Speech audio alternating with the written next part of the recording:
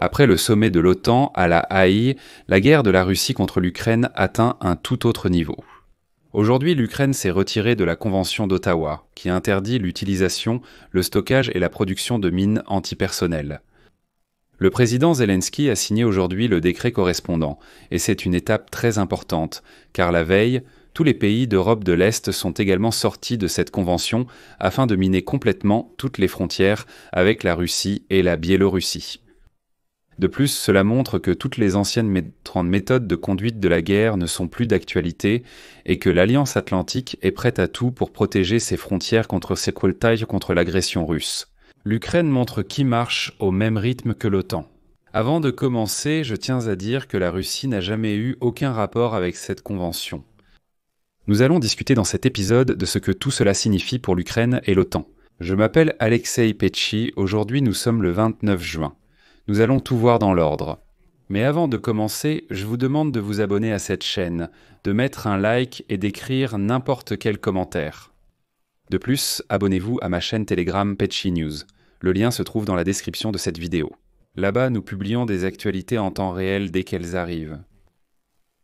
Alors, le député du peuple, secrétaire du comité de la Verkhovna Rada d'Ukraine pour la sécurité nationale, la défense et le renseignement, Roman Kostenko, a été le premier aujourd'hui à déclarer ce qui suit, je cite.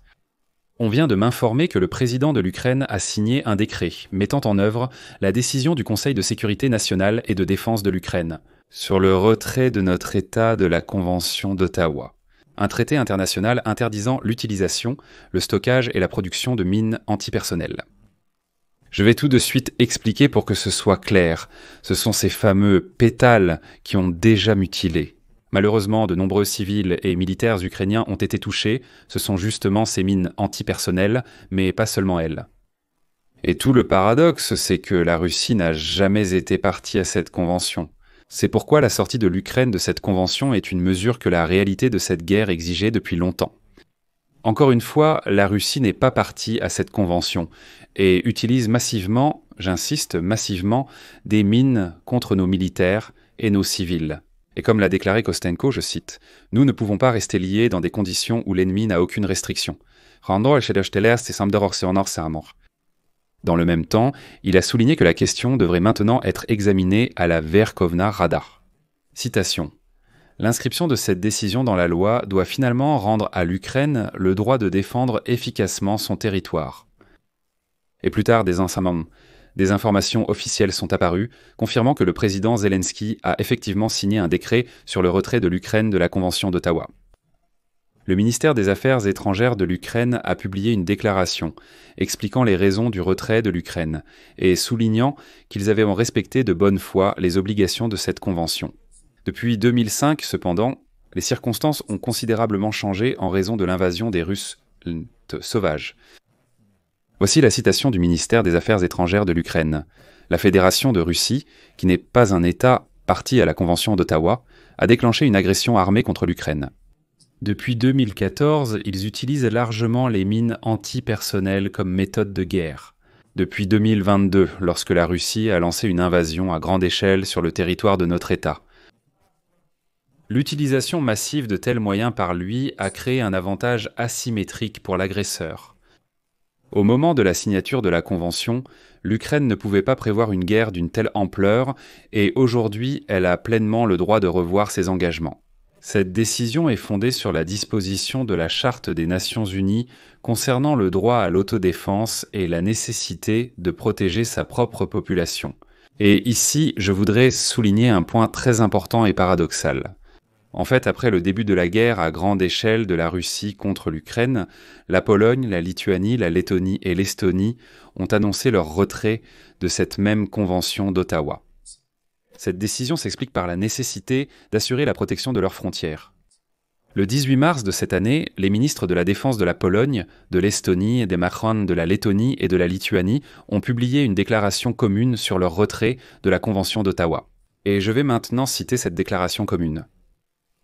À la lumière de cette situation sécuritaire instable, marquée par l'agression de la Russie et la menace constante qu'elle représente pour la communauté euro-atlantique, il est extrêmement important de définir toutes les mesures qui peuvent contribuer à renforcer notre capacité de dissuasion et de défense.